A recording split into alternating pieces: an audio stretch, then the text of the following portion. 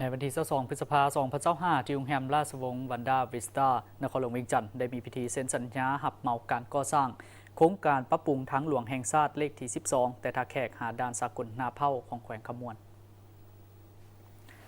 โดยการลงนามเซ็นสัญญาของทานวงเพชรวงพจันทร์หัวหน้าโครงการกระทรวงโยธาธิการและขนส่งกับทานพัทรไซบันซาวัฒนะต่างหน้าบริษัทพันนีวรกิจก่อสร้างและขนส่งจำกัด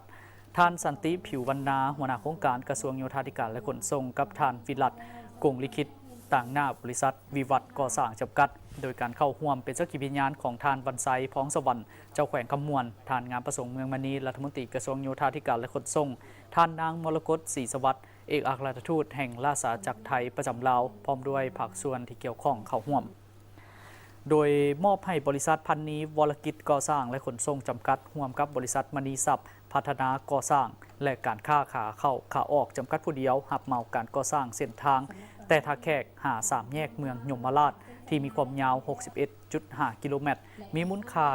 777 ล้านกว่าบาทได้มอบให้บริษัทวิวัฒน์ก่อสร้างจำกัดร่วมกับบริษัท PA ก่อสร้างจำกัดผู้เดียวหับเหมาการก่อสร้างแต่3แยกยมราชหาด่านนาเผ่ามีความยาว 86 กิโลเมตรมีมูลค่า889 ล้านกว่าบาทหน้าทางแม่นกว้าง950 เมตรสำหรับเขตซานเมืองส่วนว่าสำหรับเขตชุมชนแม่นหน้าทางกว้าง12 เมตรระยะเวลาการก่อสร้างในระหว่าง30 เดือนท่านวงเพชรวงพจันทร์ได้รายงานให้ฮู้ว่าโครงการปรับปรุงทางหลวงแห่งชาติเลขที่ 12 เป็นโครงการที่นอนในแผนพัฒนา 5 ปีแต่ปี 2021-2025 ของกระทรวงโยธาธิการและขนส่งเป็นโครงการร่วมมือในของเขตคมนาคมขนส่งระยะปี 2019-2023 ตามบทบันทึกการร่วมมือระหว่าง2กระทรวงโยธาธิการและขนส่งประเทศลาวและกระทรวงคมนาคมประเทศไทยและเป็นโครงการที่บรรจุในแผนยุทธศาสตร์การช่วยเหลือระหว่าง2ประเทศแต่ปี 2022-2024 ซึ่งได้รับทุนช่วยเหลือล่าจากรัฐบาลไทยในการศึกษาสำรวจออกแบบละเอียด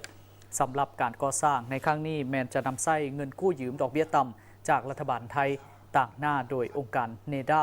ตามสัญญาช่วยเหลือทางด้านการเงินและในระยะผ่านมาทางโครงการก็ได้จัดตั้งปฏิบัติสำเร็จไปแล้วก็คือปรับปรุงขยายทางหลวงแห่งชาติเลขที่ 12 มีลวงยาว143 กิโลเมตรปรับปรุงขยายทางเว้นตัวเมืองท่าแขกทางเลขที่